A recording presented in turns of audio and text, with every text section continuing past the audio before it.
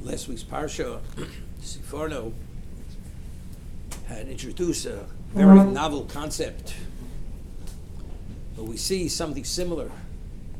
If Adam Arishon would have never eaten of the Eitz Hadas, of the tree of knowledge, he was given only 7 mitzvos, and all humanity would have been able to address their spirituality with those 7 mitzvos, the 7 Noahide laws. We find that Sinai, when Hashem was going to give the Torah to Klal Yisrael, to the Jewish people, the angel said, "Why don't you retain your glory in heaven? Why are you giving it to man, this fickle being who's not even fully developed?" I mean, if the angels would have had the Torah, what would have they done with it? We know that every one of the commandments, the mitzvos, they manifest themselves in the physical context. They have no relevance to it. The understanding is that the physicality of the Torah, these are only symbolism representing spirituality. So in the spiritual realm, it's a whole different manifestation of what that representation is. So when the angels wanted the Torah, we're speaking about its spiritual component, not its manifestation in the physical. Adam Arishon, Adam, the first man, if he wouldn't become putrefied through the evil of the tree of knowledge, it would have been sufficient for him to achieve perfection just by abiding by the 7 Noahide laws. We find that the most serious times in Jewish history were the Chet Egel, the golden calf. Then there was, afterwards, we find the Meraglim, what we read about in last week's reading, the spies, where they questioned God. It was lack of faith. So he says something very interesting.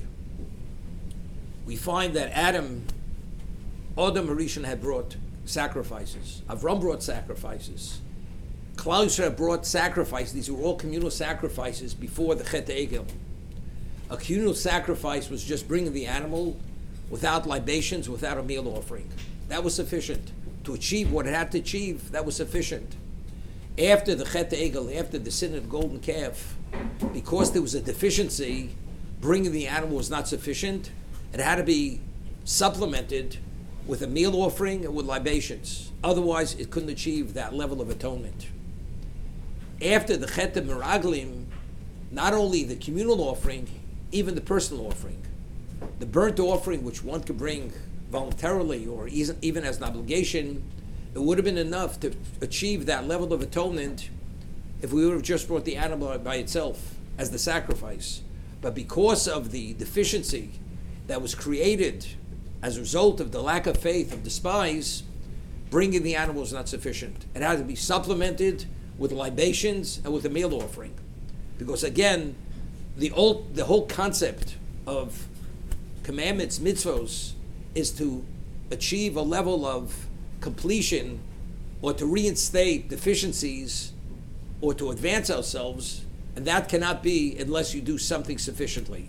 So the greater deficiency, the greater you need something to bring about its completion or its advancement. So it's interesting. So the Torah initially, as long as Moshe Rabbeinu was alive, it was evolving based on the needs, the spiritual needs of Klal Yisrael. And ultimately, as we speak about the Chasimus of Torah, the completion of the Torah, with the passing of Moshe, Klal Yisrael was fixed in that level, and because they're fixed in that level, therefore there's a provision to add to the Torah and to detract from the Torah, and even the greatest prophet, if he should introduce a new commandment, this is a confirmation that he's a false prophet.